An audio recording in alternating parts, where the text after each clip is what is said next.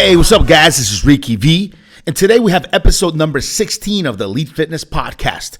And today we're being joined by my buddy Matt Lane. Matt is an entrepreneur in the fitness industry. You guys are going to hear all about his business and how he's made his way around this industry. Now, without further ado, here's Matt Lane. But Lancaster is essentially like turning into a suburb of Philadelphia, because it's the city exodus.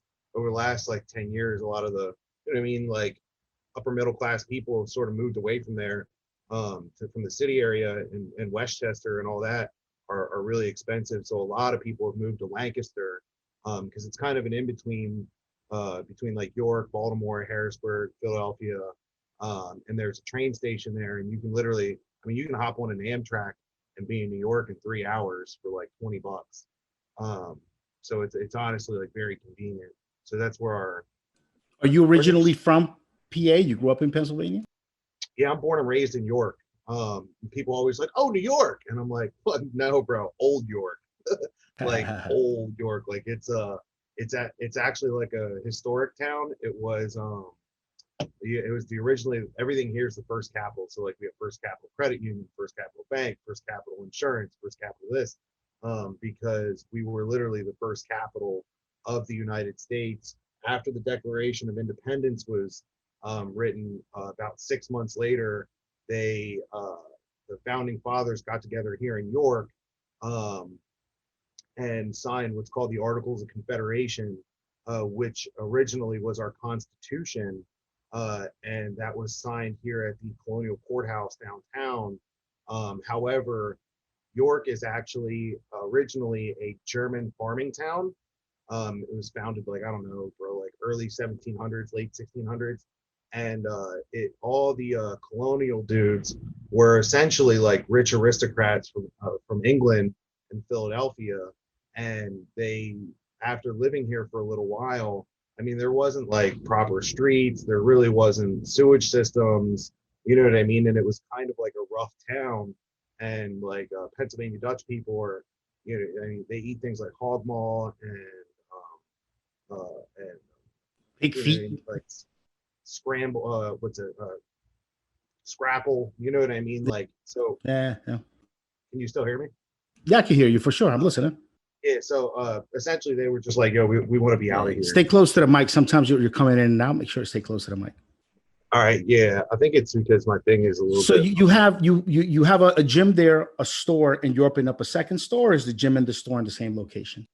So we just have a store, and I have my brand. Everybody thinks we're a gym because of the name, but I haven't gotten around to opening a gym. My town is very saturated with gyms right now, and I do a lot of business with the gyms that are owned in this town. So I didn't feel like it was a good business move for me to jump into a gym. So right now we just have the brand and the. Do you have one of these stores that you bought from someone's store who's failing, or did you open it fresh new? I opened it fresh. So I was personal training for years, and I was actually in school for physical therapy, and decided to quit going to school, launch the brand, and then the gym that I was training at got sold, and I was like, what's my fucking next chapter? And my girl and I were just like, just open a store. Found a location, bought out some dude's failing. It was like a computer repair business. He wanted out his lease. So I bought out his lease at a good price, gave myself like a 8-month test run to see if I could do it. And it worked, you know what I mean? Thankfully, my town showed up and started buying shit from me. And every month I turn around and I improve the store. I bring in better brands. I bring in better product, you know what I mean? Improve the service, so far we're growing. And in 2 years, we've grown enough that I can successfully open up a store in an area that it's about 20 minutes from where I'm at now. That is substantially more expensive to have a location, and a lot bigger of an investment for me. I'm signing like a 5-year lease with a 5-year extension. So, it's not a cheap. You've got service attached to your store, I'm sure, right? Like every new store does. What do you mean service? You have consulting, smoothies, meals, all of that good stuff? Oh yeah. So the small store, and this will be kind of a prelude. I feel comfortable talking about the new location because I've, you know what I mean. I'm getting ready to announce it. You know what I mean, on my social media accounts anyway here within the next week or so. But the current location has smoothies. I mean, they have clothing. We sell belts. We sell wraps. I'm like the retailer for F8 Customs, which is like kind of like the Bench Daddy thing. They're bench bands. It's called the Widowmaker. We sell knee wraps, knee sleeves. Like we have leggings. We have apparel. All kinds of stuff. We're a little bit more than just a supplement shop. It's kind of like the name of the store is the House of Gains Fitness Outlet. And the idea is basically to create like, I really wanted it to be like a meat bags paradise, like where any like gym rat would want to go and do like most of their shopping outside of, you know what I mean, their Whole groceries. Foods. Yeah, outside of Yeah, Whole Foods. outside of Whole Foods, bro, you're coming here to grab everything. And it's difficult because, you know what I mean, the current location's a small space, and kind of keeping up with, you know what I mean, all the new trends and, you know what I mean, everything, all the deals that I run into, and it becomes a space issue. But this new location's twice the size. So what we're going to be You're not doing closing there, the first store. You're keeping that open and just opening up a new yeah, I mean, location in the area, right? my location in York is not the best, but my rent is cheap, my employees are great, and it makes, you know what I mean, it's profitable. So there's no reason for me to close it. The only thing I might do is like move to the space next to me, which is like twice the size, and that's only if I, you know what I mean, decide to do that. But I still have plenty of time on this lease, so I'm not in any hurry to close. I'm not going to break what's already working. You know what I mean? Like if it's not broken. There's a guy locally here, about a block away from my house, and he opened a store here in Long Island. Now, the town that I live in, Baldwin, right now, it's medium household income is like 100, about 119,000, Yeah. and this dude's store basically failed miserably.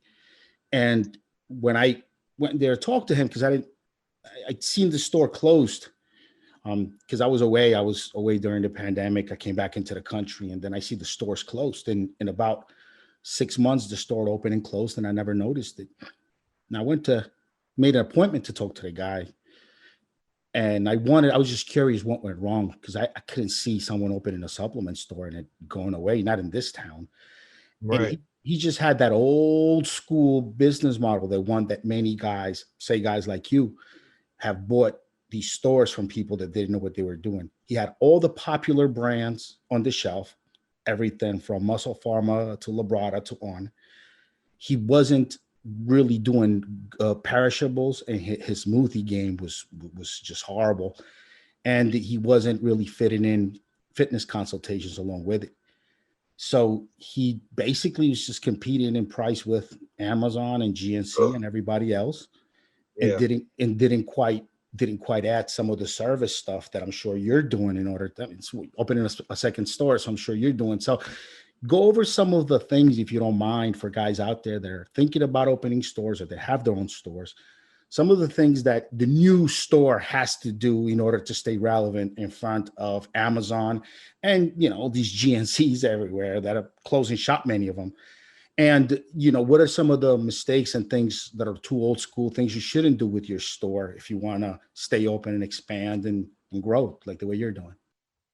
So I will preface with, I got into this, no idea what the fuck I was doing. No idea what the hell I was doing. I've never worked in retail before.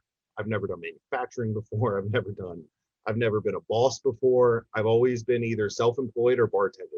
Literally, those are the two jobs I've ever, I mean, I did little factory gigs here and there, but like I walked into this with absolutely no knowledge whatsoever. So I learned everything that I've done in the last, you know what I mean, 3-4 years in my store. I've had the brand for 4 years. And I've had the store for 2. Is all through beating my head against the wall and financially taking chops on the chin. And you know what I mean, learning from other guys that I've made friends with over the years in brands and stores, and you know what I mean, looking at what works for one place, what knocks for another. There's a lot of cool guys out there. There's that one dude, Joshua Shaw. I listen to his one podcast, little YouTube videos every now and then to see what the big guys are doing. And the one thing that I've really found has been beneficial for me is not only like not just not just following the trends, kind of making your own trends, um, not focusing on the hardcore. I swear to God, I see most of the stores where I don't want to be an owner operator at all. I love being in my shop, but I have more ambition than to just clock in. I might as well just be a fucking clerk without all the overhead. You know what I mean? Like I want managers, I want employees. Um, and it seems like a lot of the guys just focus on the hardcore stuff and they forget about they always focus on like the rich piano 5% of the gym. They're like, this is it. And I see dudes do it with gyms all the time too. And they're like, you know what I mean? It's gonna be dirty, it's gonna be grungy. And I'm like, yeah, that's cool, but like, you know who spends the most money? Middle-aged women. Middle-aged women are the ones that spend absolutely the most amount of money on any product, you know what I mean, across the board. They buy clothes, they buy fat burners, they buy protein, they buy drinks, they buy smoothies, they buy fucking everything. And and I'm like, you're gonna focus on like the ratty hardcore dudes. Those dudes will go wherever, you know what I mean? Whatever's Best gonna deal is convenient. whatever the best deal is. Some of them Yeah, want like shit. Some of them that have a decent Instagram grind, they want shit for free because they have 10,000 followers. yeah, and I'm not chasing some fucking meat bag. Like and like the hardcore gym idea.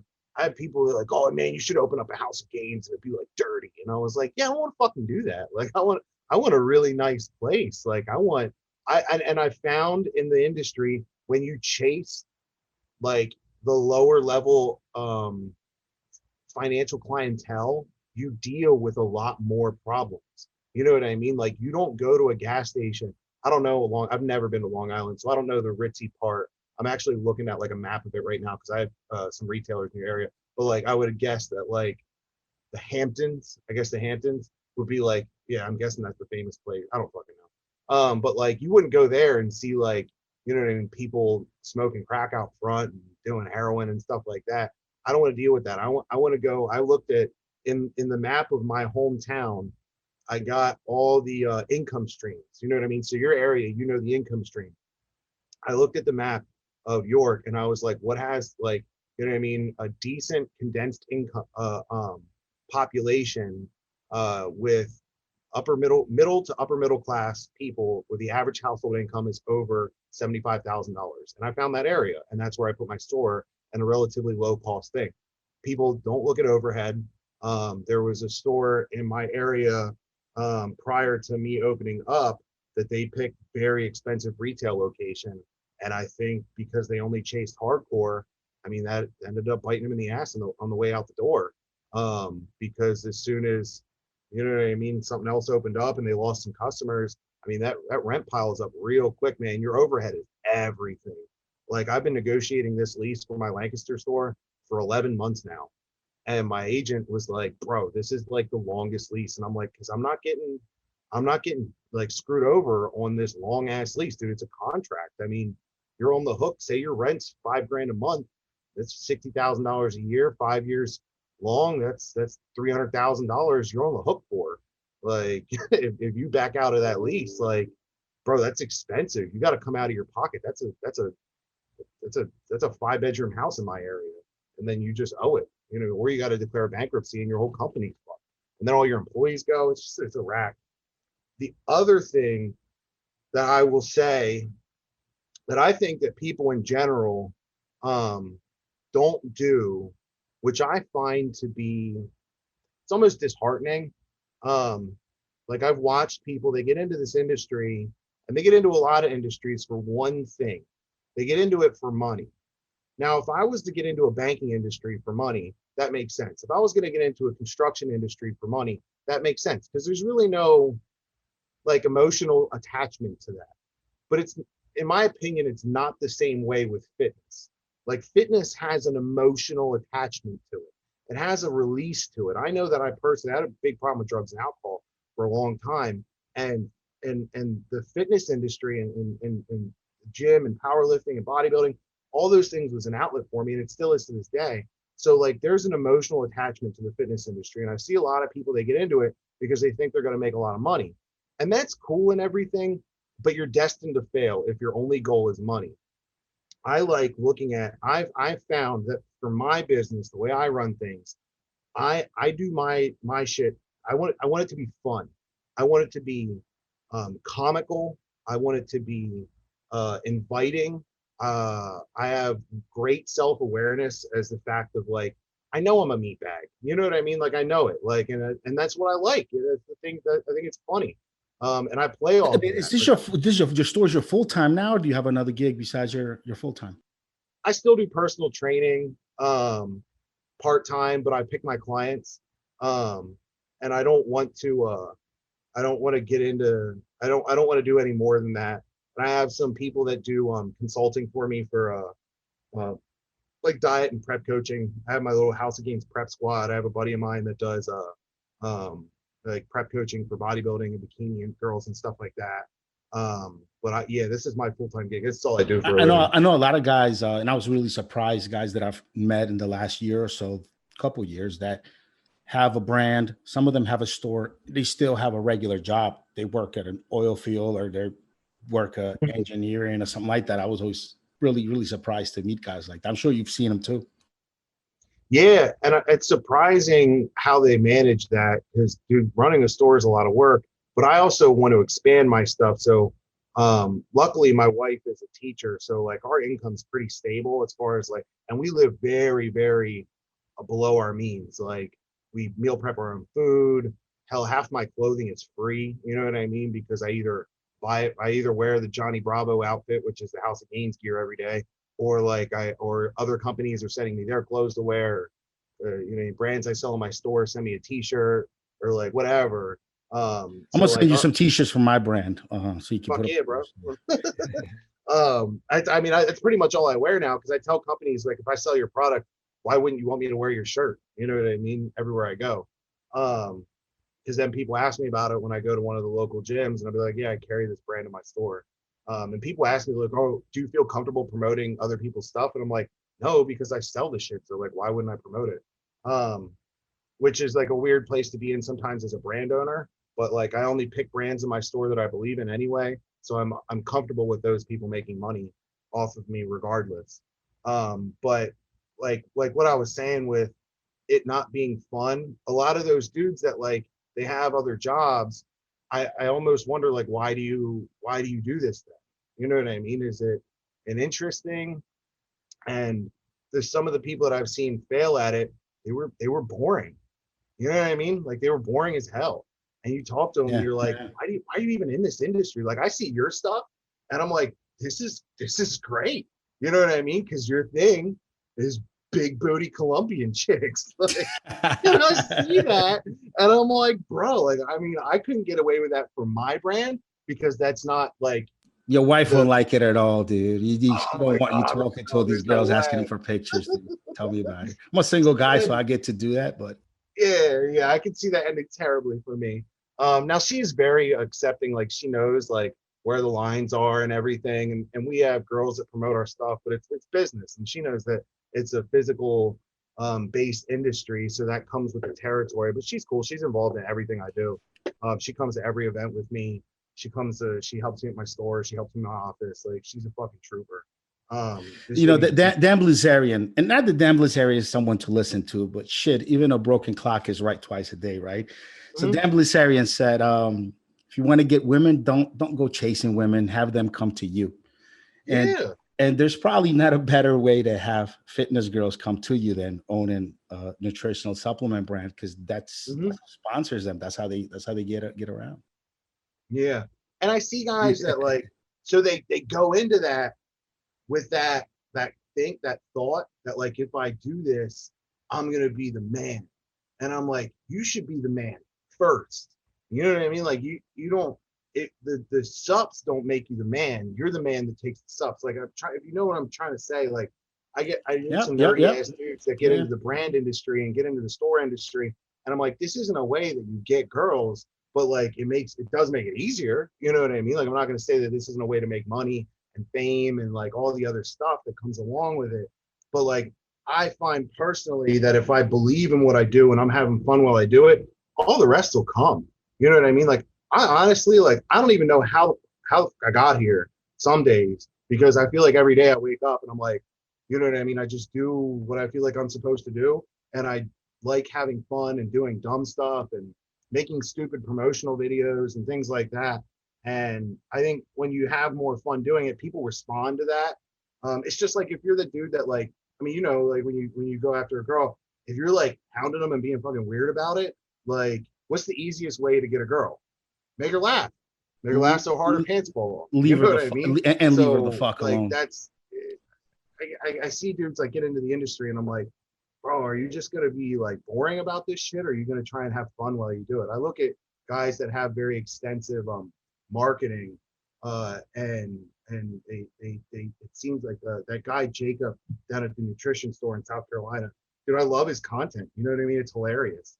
And you can tell that he thoroughly enjoys what he does, and that's attractive to people. It's attractive to customers.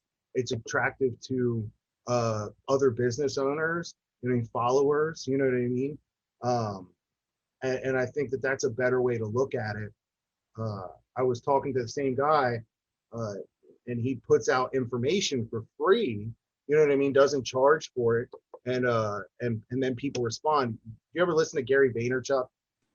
I have a who hasn't, right? Who Yeah, hasn't? But I have, yeah. exactly. So Gary V tells about like don't sell people. And a hardcore closer literally just had a whole series on this recently.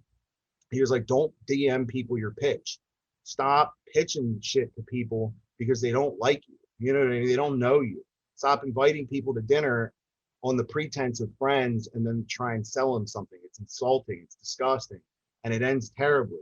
Like I like the concept that Gary Vee put out was put out free information. Once people trust you, once people believe in you, once people know you're not a fraud or a phony, and then all of a sudden they want to buy shit from you. And that's kind of the principle that I look at. I want people to feel comfortable. I want people to, you know what I mean, feel good about buying product from me. I want to show them that I'm a good person, that the products are good, that the prices are good. Because when you're being like that guy and trying to beat Amazon, good luck. They're a fucking powerhouse. This dude's the richest man in the world. Like, you think you're gonna beat him? You're not. Like, you got to give people a reason to be emotionally invested in you, whether that's a belief that they want you to do well, whether that's the belief that you're giving them the best product, the best, you know what I mean, service. You got to beat them on service, or you're beating them just purely on like the fact that they fucking like you. You know what I mean? And I try and hit all those different angles at different points in time. And it seems to be beneficial. I think the best thing you can do in business is get people to like you. Yeah, Listen. even within our niche, there's still niches within the niche, corners of the niche. So there's nutrition. You know which way I went. You know, where I just focus on the steroid users, and Mhm. it's a good crowd. Guys spend money. Guys are always on their grind. The turnover is not as fast, like you were talking about middle-aged women. Well, they turn over pretty fast. You might see a ton of them the first 3 months out of the year, and then you might not see them for years. but Mhm. but meatheads tend to stay on it, and that's been my crowd. And I one of the things I do is on every one of my supplement bottles, it's my cell phone number that's there as the customer support number, and I'll fucking answer anybody's call, even if I'm driving, even if it's Sunday night. I don't care if it's a guy and he's got some questions, or he's got an issue with his order, or he just wants to know what to do about his fucking cycle. I've had guys call me like, Rig, my fucking nipples are itching, and I'm taking this, this Aromacin, and it's not working. I've been taking it for 4 days. It might be bunk.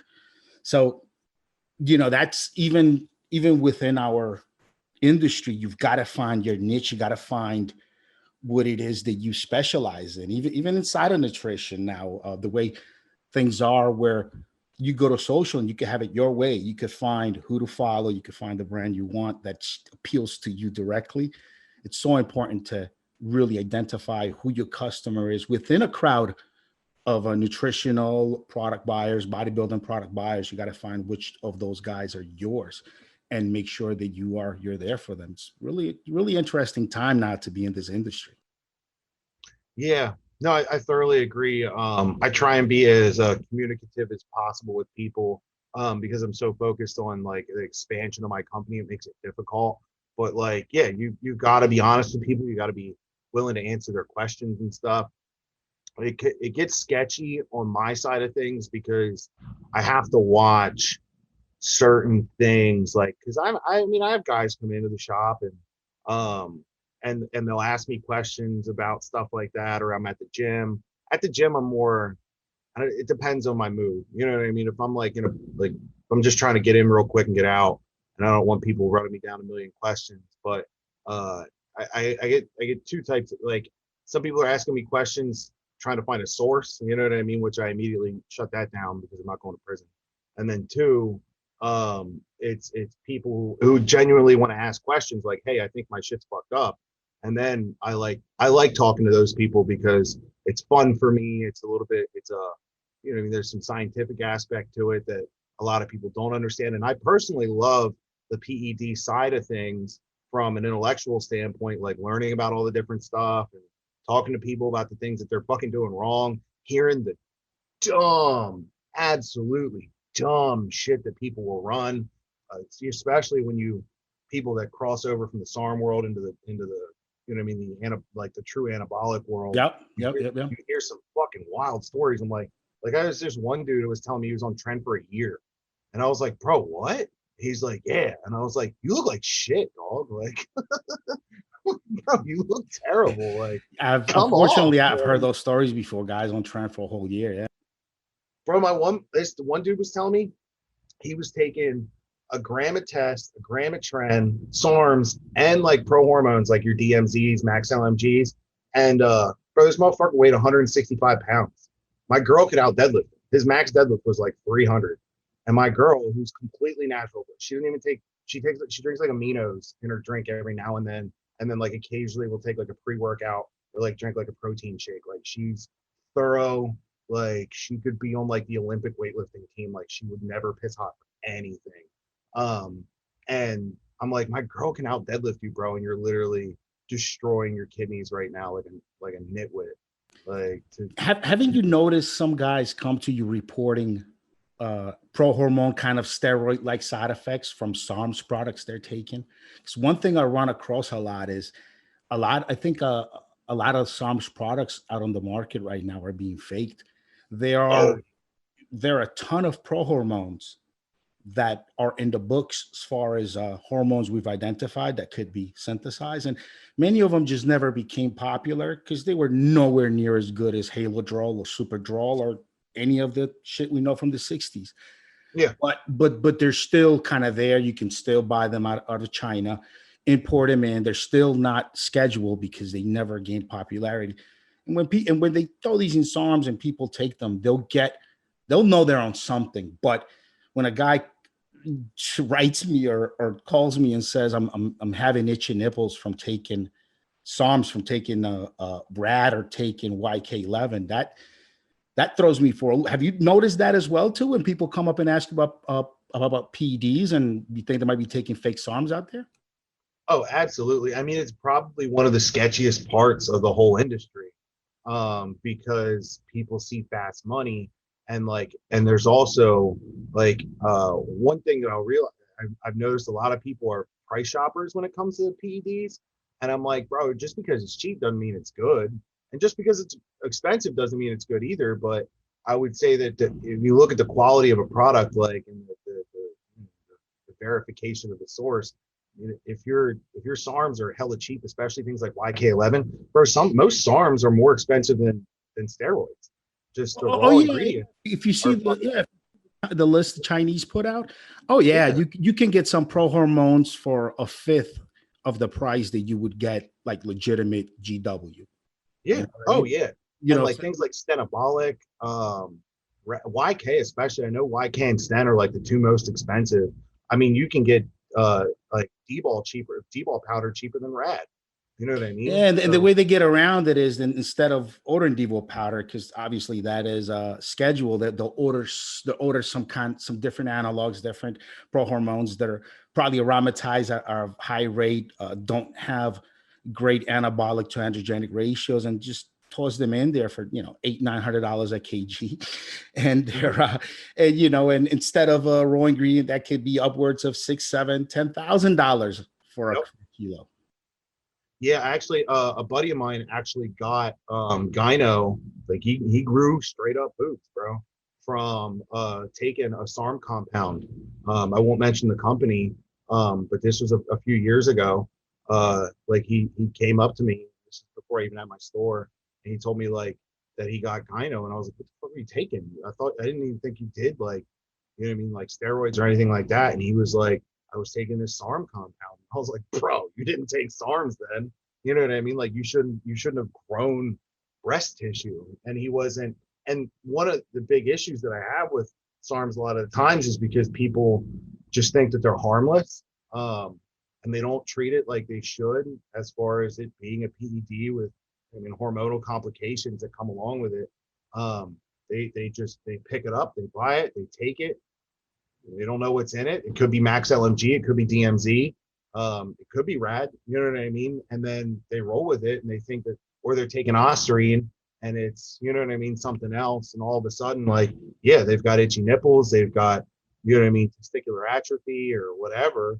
And then they try and post cycle with like an over the counter estrogen blocker, and that's not going to work. And then you got 2 months of, you know what I mean, recovery before your levels come back. And it just sucks. Like I hate seeing it, but it's kind of one of them things. Like it's part of the game. You know what I mean? Like you gotta. When I tell people, I'm like, if you're gonna get into that type of thing, you gotta understand that like there's risks associated with it. Like, I mean, you could buy like you know what I mean, steroids off the black market. Fuck, you don't know if it's Anavar or if it's Winstrol.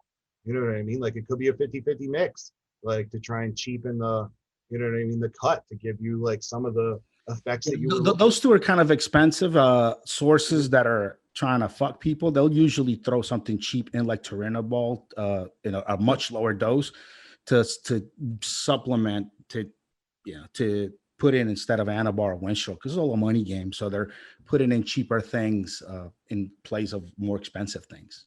Yeah. And that's the other time when I hear people telling me they're blasting all this shit and they're $20-$30 bottles or whatever. And I'm like, bro, you don't look like you're on 2 grams of androgens a week. You know what I mean? So yeah, you might have got really cheap bottles, but is your milligrams like actually per milliliter the same as what you're thinking you're buying? Because if you're blasting, you know what I mean? 6, 7, 8 cc's a week, like you shouldn't look like you do. Or you should have way more side effects than you do. You know, a lot of guys, their diet is shit, number one. And two, a lot of dudes just go in and go through the motions in the gym. They're not taking sets to failure. They don't understand that that's where the real growth happens, is those last 2-3 reps out of every set is where you're really improving. And a lot of guys, I don't know, maybe they're just pussy and they feel the pain and they put the bar down. I know I try to go until, I mean, it feels like there's a knife being jabbed into my muscle. And in that, you know, if you're not taking sets to failure and your diet is not on point, you do all the drugs in the world, you're going to look like shit. And look, if your diet is on point and you're taking sets to failure, and I condense it to taking sets to failure, but really comes down to pushing yourself during cardio, pushing yourself to a point of exhaustion whenever you do work out. If you do that, if you don't take any drugs, you can look incredible. Yeah. I think that's the missing piece. And I've helped people along the way. A lot of folks that shouldn't be taking any supplements or anything. I'm just like, hey man, let's take a look at what your diet and your training is like. Mm-hmm. And you pointed out, like, oh, there it is. There's the problem. Put the fucking bar down. You still had another three reps in your minimum, maybe 5. Yeah. And you're putting the bar down just because you've reached a certain number. Like, no. Put more weight on. You're going to reach failure around that number. Then you're going to bust 2 more out. You keep doing that. Now you're going to see your progress shoot through the roof. And a lot of guys just aren't putting the work in. A lot of guys they're just pussy. They once it gets a little bit painful, they stop. But they'll sit there and take 2 grams of fucking steroids per week, and it's incredible. A lot of people also lie to themselves about their diet. I run across that a lot. A lot of guys say they have trouble losing weight. They can't get lean, but their diet is shit, or they lie to themselves. Their brain kind of lies to them about how many calories they're actually taking or how many trips they make to the fridge that they kind of completely omit from their mind. But those two themes have people kind of fucked up out there and taking drugs and looking for things to do when look, just train harder and be more disciplined with your diet. Yeah, I think if you're not if you're having trouble bulking and you're not eating to the point where you want to throw up, you're not bulking. You know what I mean? Like I Yeah, remember you're trying not to if you're put, not force feeding, you're not gonna gain weight if you're one of those guys. Yeah. I remember when I was trying to go from 185 to 210. I got to like 190, bro, and I could not go any farther. And I mean, I haven't been under 200 pounds in a long time now. And like I finally broke that plateau. And I remember cutting up chicken breast and like baking it to the point where it was like shoe leather. And I would carry it around like chicken jerky and like pop it, like I would cut it into like dime sized pieces. And throughout the day, I would just pop it in my mouth and swallow it like a pill because I just didn't want to chew. You know that feeling like you're like, I don't want to chew any more fucking food. Like, so I would literally like just pop a piece of chicken in my mouth and like wish it back with some water. And I would do that like every, you know what I mean, couple minutes, like just trying to constantly get like calories in. And you're right, bro. Some people are just straight up pussies. And I think the other side of it is that they're a lot of people are just drug addicts. Like they just they're they're always looking for a chemical solution to a personal problem, which is, bro, your training sucks and your diet sucks. Like just adding in another uh adding in another anabolic or another supplement like isn't always going to fix it. Like they're meant to make what you're doing better, but what you do sucks. So like just throwing in another cc or another 50 milligrams a day.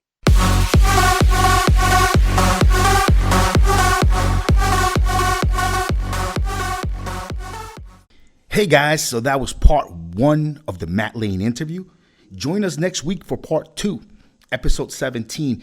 We will get way more into drugs, industry gossip, people getting busted, and a lot of other really, really good topics that you're all going to want to hear.